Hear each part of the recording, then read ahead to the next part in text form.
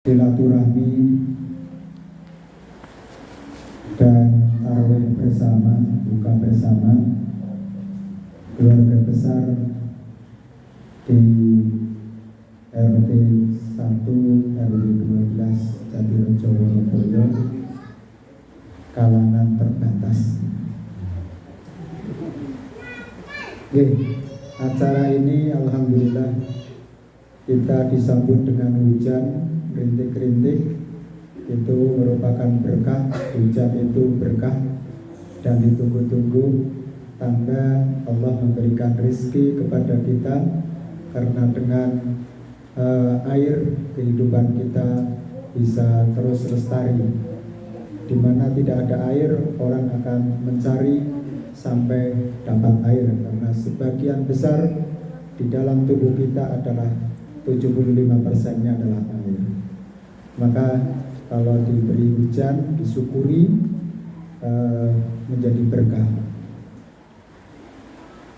Salawat serta salam kita aturkan kepada junjungan kita Nabi Agung Rasulullah Muhammad SAW, sang suri toladan agung yang membawa ajaran tentang akhlakul karimah, di mana akhlakul karimah adalah akhlak yang terpuji.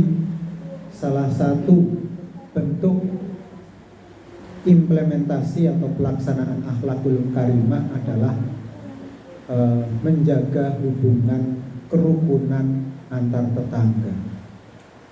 Tadi Pak Dibroto sampun matur bahwa tetangga itu adalah saudara kita yang terdekat.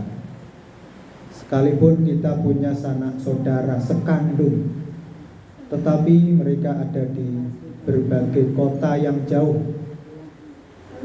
dan tidak mungkin dalam waktu detik atau menit sampai di tempat di mana kita membutuhkan. Maka Rasulullah itu mengukur tetangga kita yang perlu diserawungi, dijaga silaturahminya itu 40 kakak ya. 40 meter atau 40 kakak ya? 40 rumah ya. 40 rumah guys, tak perumahan ya. Tapi kalau dalam sekarang ini ya paling tidak satu gang itu kita tahu, kita kenal, supaya dalam keadaan yang darurat kita bisa mendapatkan pertolongan pertama, itu PPPK ya, pertolongan pertama pada kecelakaan. Kita nggak tahu di antara kita, karena yang namanya risiko itu setiap orang akan terjadi. Entah itu mungkin batuk pilek, atau mungkin butuh pertolongan yang darurat. Nah ini penting kita saling bahu-membahu, tolong-menolong di antara kerukunan, di antara tetangga.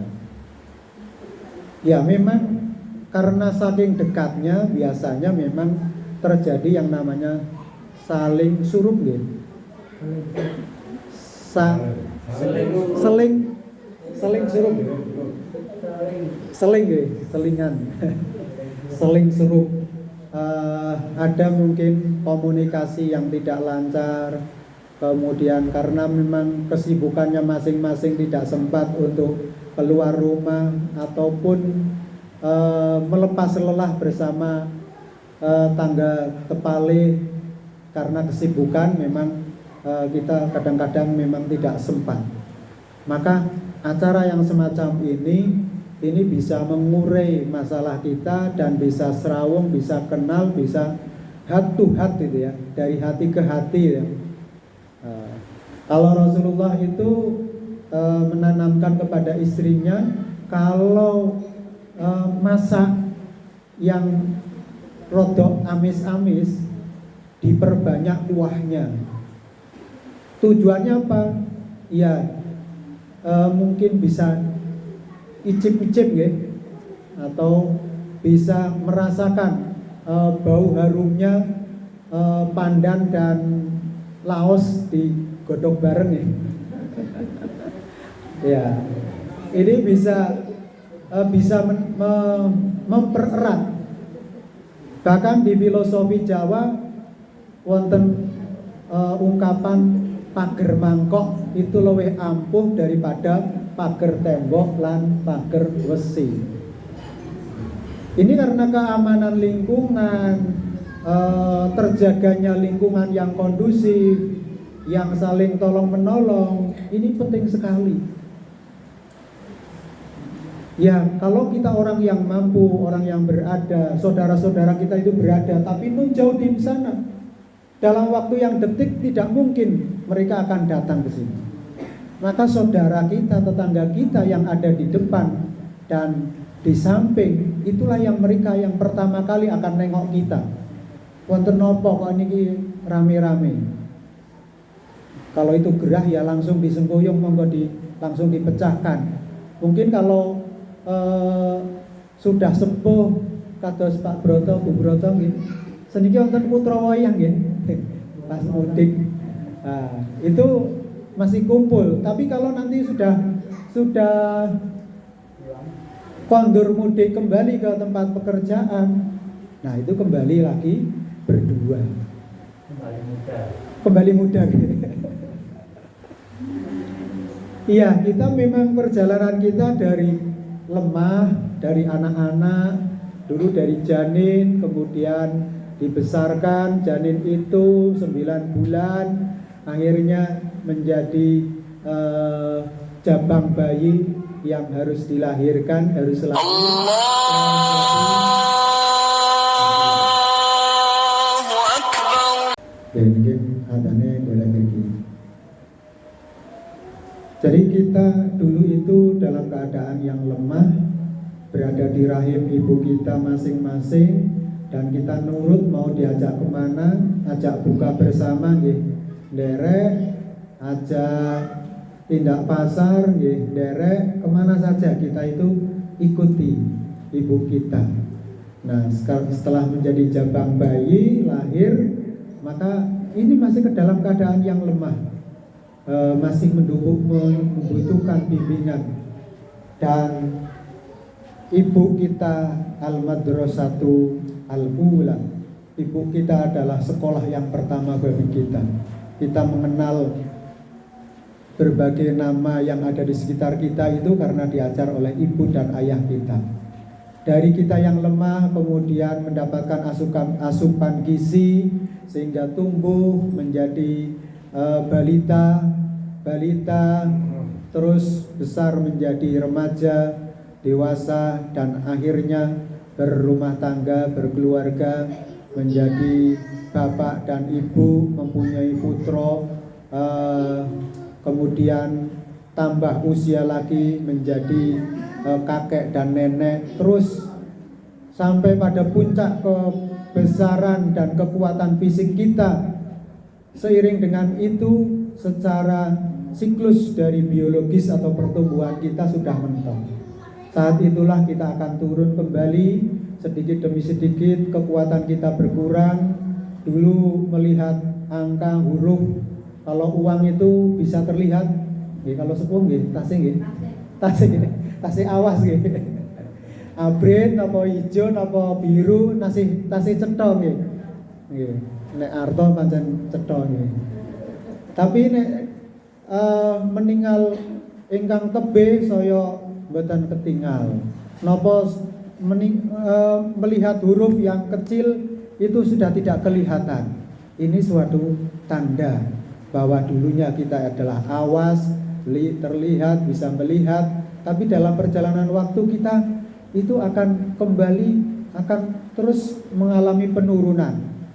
Maka kita bisa menjadi yang namanya disable, menjadi difabel atau menjadi penyandang disabilitas. Pendengaran kita mulai berkurang. Sudah diceluk-celuk nganggo mic mboten aru-aru.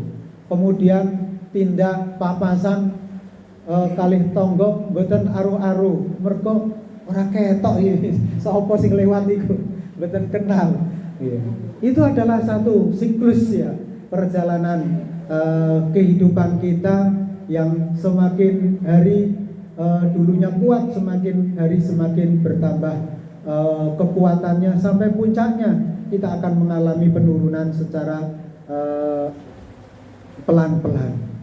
Nah, maka untuk menuju ke situ sampai pada kita menjadi lemah kembali, perlu kita persiapkan, perlu kita bekali diri kita. Karena di dunia ini dalam satu ayat dalam surat An-Nahl, kalau nggak salah, Allah berfirman, wabtaghi fima ataqallahu darul akhirata wala tansa nasibaka minad dunya wa ahsin kama ahsanallahu ilaika wala tabghil fasada fil ard. Dan hendaklah kalian memperhatikan apa yang Allah berikan kepada kita. Janganlah kalian melalaikan kehidupan akhirat. Wala tabghil wabtaghi fima ataqallahu daril akhirat. Janganlah kalian melalaikan atau meninggalkan apa yang harus dipersiapkan dalam kehidupan di dunia untuk menuju kehidupan akhirat. Karena dunia ini adalah hanya sebagai lantaran.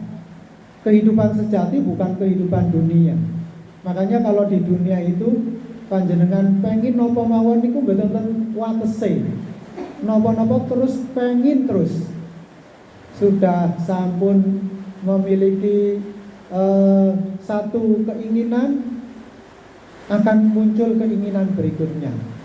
Bahkan kalau dituruti, keinginan manusia itu tak terbatas. Maka biasanya itu adalah dorongan, itu adalah suatu godaan, itu suatu pengaruh dari hawa nafsu kita. Hawa nafsu ini yang mendorong manusia untuk mempunyai keinginan yang tak terbatas. Nah, ini kalau tidak dikendalikan, ini kalau tidak di stop, ini akan berdampak negatif. Menuruti hawa nafsu nanti ujung-ujungnya adalah destruktif. Ujung-ujungnya itu adalah membuat kita sendiri sengsara. Memang di awal menyenangkan, karena dunia itu sebagai hiasannya orang-orang yang tidak beriman, itu memperlihatkan dunia itu begitu menawan dan menarik, sehingga menggoda manusia untuk memiliki. Sehingga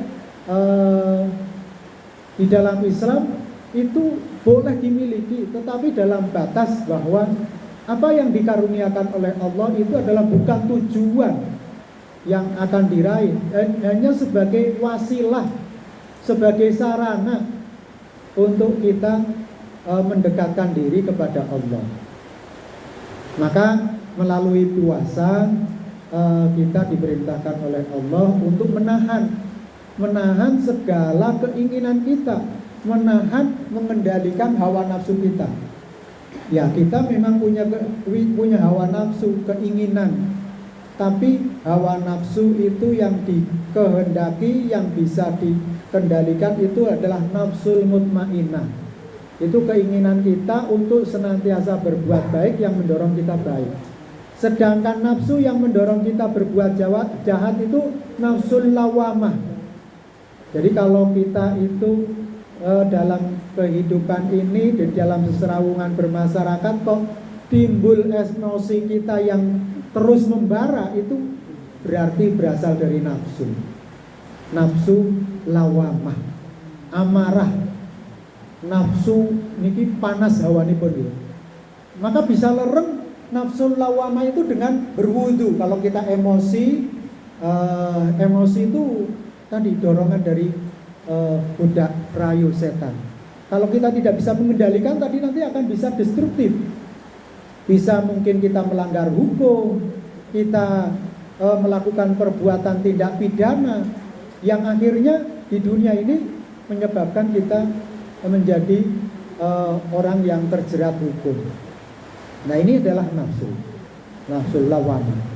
Maka Kanjeng Nabi Muhammad SAW diutus ini liutamima makarimal akhlak. Niki bahasa niku ngene John Biden niku, I always commissioned to perfect high grade qualities of morality. Aku diutus untuk menyempurnakan akhlak budi pekerti manusia. Jadi Kanjeng Nabi niku diutus untuk menyempurnakan akhlak kita. Akhlak kita yang tercela itu supaya mengikuti, berkiblat kepada Nabi, supaya akhlak kita yang baik, hubungan sesama tetangga dijaga kerukunannya. Kalau ada perbedaan pendapat, perselisihan diselesaikan. Jangan sampai pada terjadi suatu pelanggaran hukum.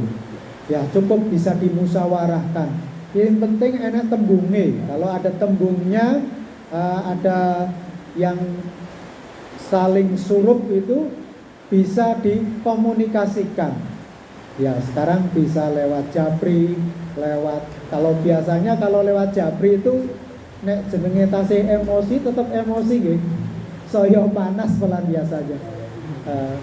Makanya perlu silaturahmi face to face, muwajahah, dari wajah ke wajah, shake hand atau salaman ini. Ketemu tangan itu sudah brol ambrol, dosa-dosa sekat-sekat kita. Tapi biasanya kalau konflik biasanya nggak mau salaman, ini langsung gini, salaman, gini, atau melengos, berarti ada masalah, atau nggak berani menatap kontak lens, mata ketemu mata itu nggak berani biasanya kalau bermasalah. Maka dengan cara seperti ini, silaturahmi, berkumpul, kita dipertautkan hati kita diingatkan untuk saling bantu membantu, bau membau. Jamaah ingkang kawula hormati, ini terkait dengan Ramadan. Kita sebentar lagi masuk sepertiga yang terakhir dari bulan suci Ramadan. Ini sudah malam 17 Ramadan, menika nuzulul Quran, di mana Allah Subhanahu wa taala inna anzalnahu fi lailatul qadar. Diturunkan di situ malam Lailatul Qadar, termasuk juga malam di mana nuzulul Quran, Al-Quran diturunkan.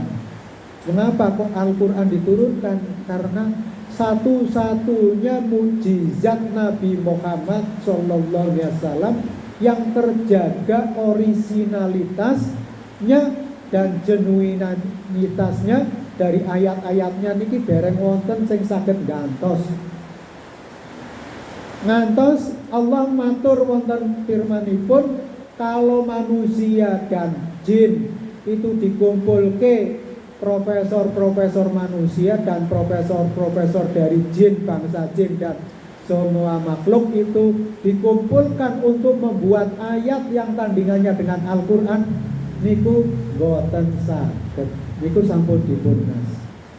Maka Al-Quran itu menjadi mukjizat sebagai hudalinas, petunjuk tumrap sedaya menungso. Dados boten pur tiyang muslim, Al-Quran niku nggih pitedah petunjuk dumateng sedaya menungso wonten ing alam niki, saking Nabi Adam dumateng Nabi Muhammad sallallahu alaihi wasallam. Niku kalau sekarang ini ada umat-umat yang dulu berpaham tauhid, itu dari Nabi Adam sampai Nabi Muhammad, atau sebelum Nabi Muhammad itu sudah ada kitab Zabur, Taurat dan Injil, itu sebagai kitab samawi yang diturunkan oleh Allah, tapi ketiganya itu sudah diselewengkan oleh menungso. Sudah ada perubahan ayat-ayatnya sehingga tidak murni lagi ketauhidannya kepada Allah Subhanahu wa taala. Maka Al-Quran ini sebagai merevisi penyimpangan-penyimpangan yang telah dilakukan oleh umat-umat terdahulu terhadap kitab sucinya. Sehingga Al-Quran itu sampai dari ayat pertama Iqra bismi rabbikal ladzi khalaq sampai surat Al-Maidah al-yauma akmaltu lakum dinakum wa atmamtu lakumul islamadina. Itu sudah sempurna. Ajaran Islam itu diturunkan kepada Kanjeng Nabi Muhammad SAW untuk dipraktekkan kembali oleh umat manusia sebagai cara untuk selamat wonten ing madyanipun bebrayan ageng di kehidupan ini. Sehingga kita dipesankan oleh Kanjeng Nabi, kalian akan selamat selama kalian itu berpegang teguh kepada Al-Quran dan As-Sunnah. Al-Quran itu sendiri dari ayat pertama Iqra sampai tadi ayat terakhir yang turun kepada Nabi Muhammad itu menjadi pedoman manusia, menjadi petunjuk bagi manusia di dalam kehidupannya. Kalau ada penyimpangan di dalam masyarakat, kembalinya kemana? Kembali kepada Al-Quran dan Sunnah, apa yang dicontohkan oleh Nabi Muhammad SAW. Jadi apa yang dilakukan, apa yang disampaikan Nabi berupa pertanyaan, berupa perintah, berupa larangan, itu adalah fi'lun, kaulun, perkataan Nabi. Dan fi'lun, itu perbuatan Nabi. Seperti sholat, itu solu kamaru aitumuni usolli. Kalian bersolatlah sebagaimana aku menunaikan sholat. Jadi mencontoh bagaimana prakteknya Nabi Muhammad SAW. Haji ikuti sebagaimana manasik ataupun tata cara yang dilakukan oleh Nabi. Nah, kemudian yang ketiga itu adalah takrir. Nabi tidak melakukan, tetapi yang melakukan sahabat. Kemudian sahabat yang lain mempertanyakan, itu sahabat si A itu melakukan ini, apakah boleh ya Nabi? Kalau Nabi mendiamkan berarti boleh. Tapi kalau Nabi menyatakan tidak boleh kalian melakukan semacam itu adalah hadis takriri ataupun praktek ataupun yang dilakukan oleh para sahabat. Jamaah rahimakumullah, selanjutnya di sepertiga Ramadan ini Rasulullah itu memberikan contoh. Ini riwayat dari An Aisyah qalat kana Rasulullah sallallahu alaihi wasallam idza dakhala asru ay asru akhiratu min ramadana shadda min zarahu wa aiqadha wa ahya lailahu wa aiqadha ahlahu, muttafaqun alaih.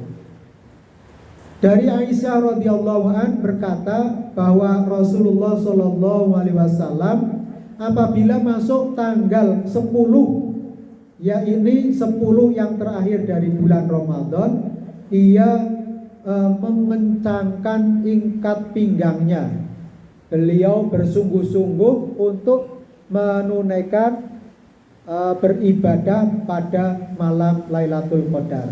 Ahya lailahu, menghidupkan malam-malamnya. Menghidupkan malam-malam itu bukan dengan bergadang ataupun hanya lek-lekan tanpa berarti. Tapi yang dimaksud menghidupkan ahya lailahu itu menghidupkan malamnya itu dengan membaca Al-Quran, merenung nasib yang telah lalu dan yang akan datang, memohon ampun kepada Allah, berzikir, kemudian beritikaf di masjid.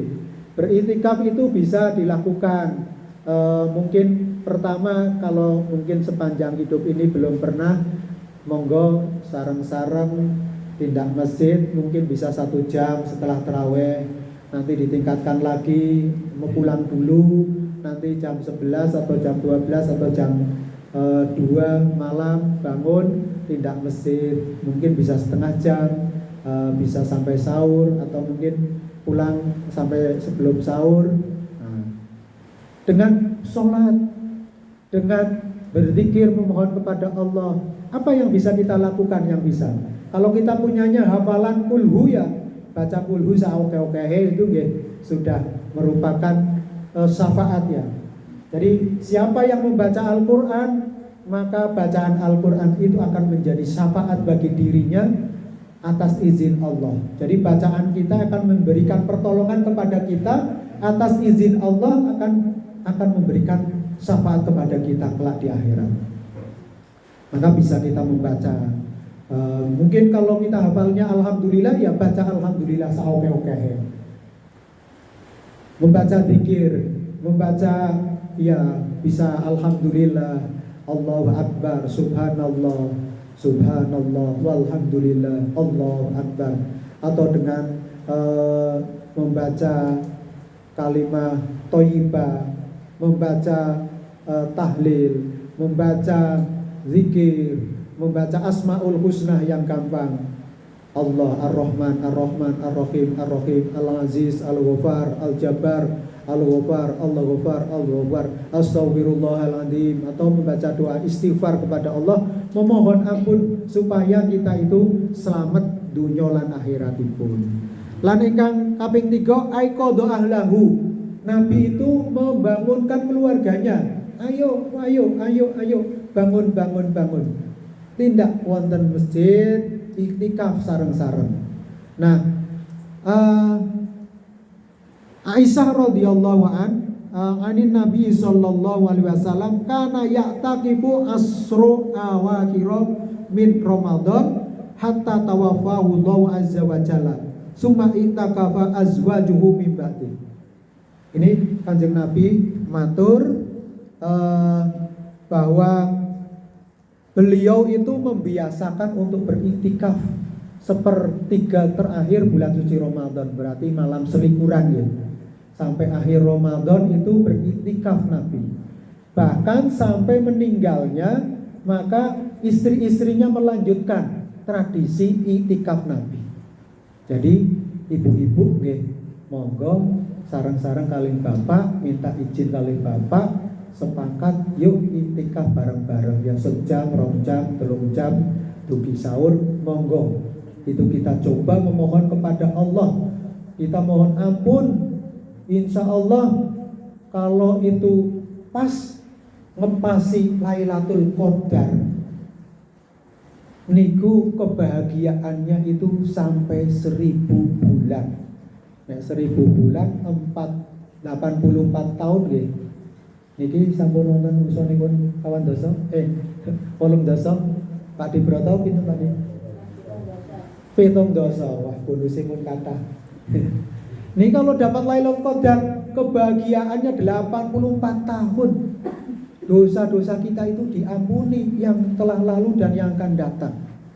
Nah, ini keutamaan pun, dan beribadah di bulan suci Ramadan dilipat gandakan dari 10 kali hingga 10 sampai 70 kali hingga 700 kali lipat pahalanya pun.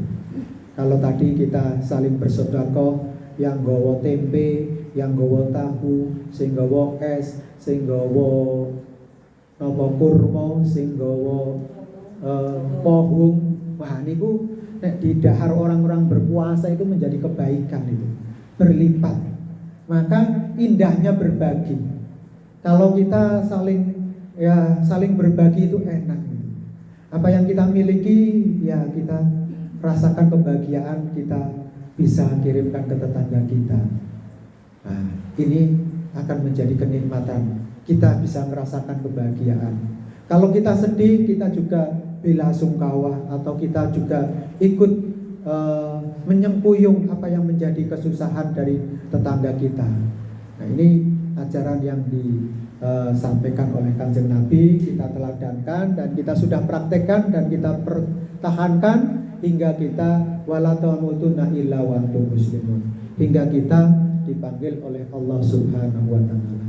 Maka semoga 3 hal untuk mengisi persiapan akhir Ramadan dengan syadda mizarahu, kita kencangkan ikat pinggang kita sungguh-sungguh lagi untuk beribadah kepada Allah dalam bulan suci Ramadan. Kemudian kita hidupkan malam-malamnya dengan beribadah kepada Allah, bisa dengan sholat, kalau sudah sholat sholat tarweh, kalau udah sare wungu ya bisa sholat tahajud atau sholat hajat atau sholat yang lain yang memohon kepada Allah supaya kita diberikan kemudahan, kemudian diberikan kelancaran di dalam berbagai aktivitas kita. Kita doakan anak keturunan kita doakan tetangga-tetangga kita supaya sehat, gampang, lancar rizkinya.